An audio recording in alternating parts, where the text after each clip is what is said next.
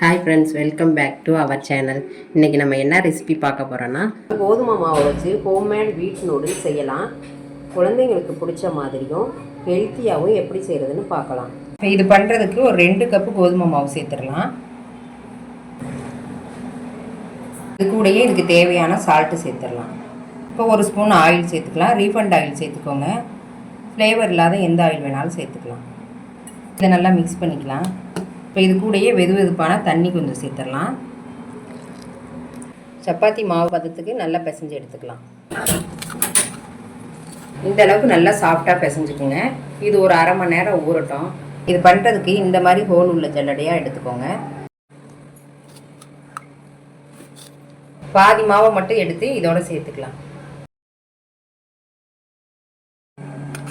அடுத்ததாக இந்த மாதிரி ஒரு பாத்திரத்தில் தண்ணி சூடு பண்ணிக்கலாம். இந்த மாதிரி பபிள்ஸ் வந்தோடனே இதுக்கு கொஞ்சமாக உப்பு சேர்த்துடலாம்.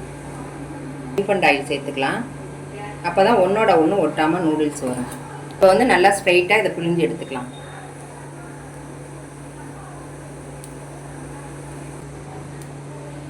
சிசர் வச்சு கட் பண்ணிக்கோங்க.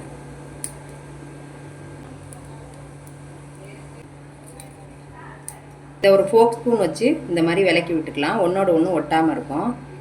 இது வந்து ஒரு 5 நிமிஷத்துலேயே நமக்கு வெந்துடும். ரொம்ப நேரம் நீங்கள் வந்து வேக வைக்க தேவையில்லை. இப்போ இதை ஒரு நார்மல் வாட்டருக்கு மாற்றிக்கலாம். கடாய் எடுத்துக்கோங்க. கடாய் சூடானது 2 ஸ்பூன் எண்ணெய் சேர்த்துடலாம்.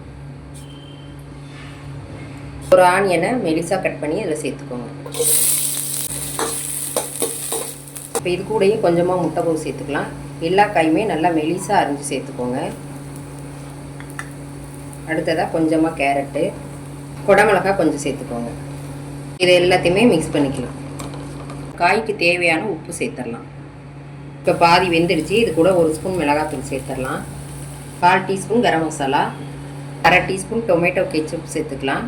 கெச்சப் இல்லைன்னா ஒரு தக்காளி, நல்ல பழுத்த தக்காளியை நல்லா நைஸாக அரைச்சி சேர்த்துக்கோங்க. இது கூடயே 1/2 ஸ்பூன் சோயா சாஸ் சேர்த்துடலாம். மசாலாவோட பச்சை வாசனை போகிற அளவுக்கு நல்லா கலந்து எடுத்துக்கலாம். மசாலாவோட பச்சை வாசனை நல்லா போயிடுச்சு பாருங்கள். இப்போ நூடுல்ஸை சேர்த்துடலாம்.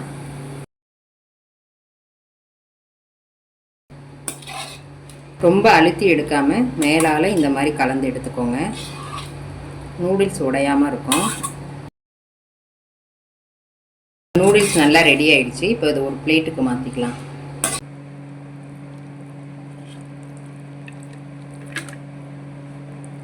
அவ்வளோதான், ரொம்ப டேஸ்டியான ஹோம்மேட் வீட் நூடுல்ஸ் ரெடி ஆகிடுச்சு. இந்த ரெசிபி உங்களுக்கு பிடிச்சிருந்தா லைக் பண்ணுங்கள், ஷேர் பண்ணுங்கள், கமெண்ட் பண்ணுங்கள்.